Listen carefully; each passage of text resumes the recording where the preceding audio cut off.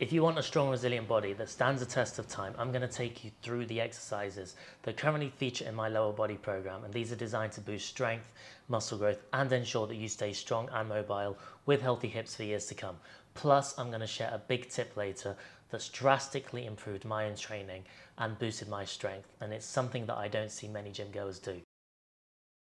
First up, we've got the squat. Now, the main focus here is to keep it squatty as opposed to hingy. So basically, we want to maintain a vertical spine. It's going to ensure that I practice key skills like bracing and stacking the rib cage to maximize the effectiveness of this movement. So in order to ensure that my squats are more squatty as opposed to hingy, I make sure that I use a squat wedge, specifically a 20-degree wedge, and this helps me maintain a much more upright position by shifting my center of mass back while squatting. Right now I'm working in the 6 rep range, and I rarely go above 6 reps for barbell movements because it's an exercise that's more appropriate for adding load. So with it being more technical and dependent on more internal stability, it makes sense to keep it in a range where skill is less likely to break down, but the strength can be improved. For warm-up sets, I start with just the bar, then I add 60 kg for 5 reps, 100 kg for 3 reps, 110 for 2 reps, and then after warming up, it's time for me to get into my work sets. So currently 120 kg for 6 reps.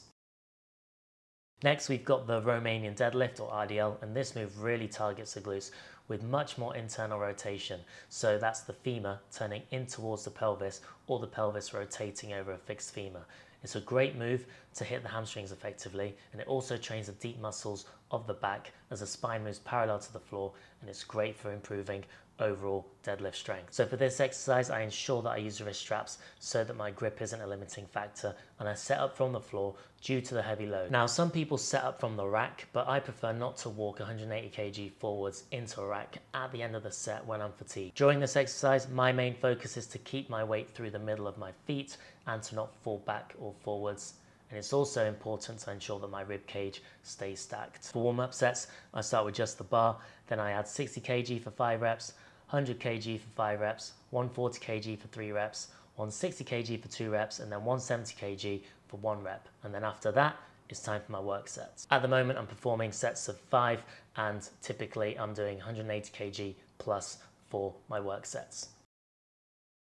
Moving on to split squats, this exercise helps me to get hip internal rotation, and it's essential for hip extension and properly loading and exploding the glute. Now, whilst it doesn't fix asymmetries, it does allow you to hit ranges that you might miss with bilateral movements such as squats and RDLs.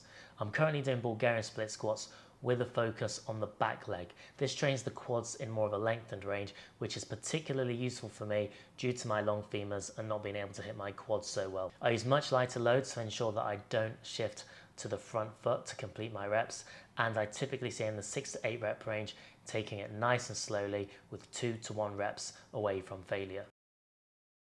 Lastly, we've got the Glute-Ham Raise. This move is fantastic for training the glutes in a shortened range. You're going to find that this movement is particularly useful for training lockouts in your squats and your deadlifts. As it's a shortened range movement and less neurologically demanding, I typically do 10 to 12 reps. And with this movement, my main focus is on moving the pelvis rather than lifting the back into a parallel position. So that's my current leg day routine, focusing on strength, hypertrophy, and of course proper form. And for that tip I mentioned at the beginning, to drastically improve your strength, it's a simple one.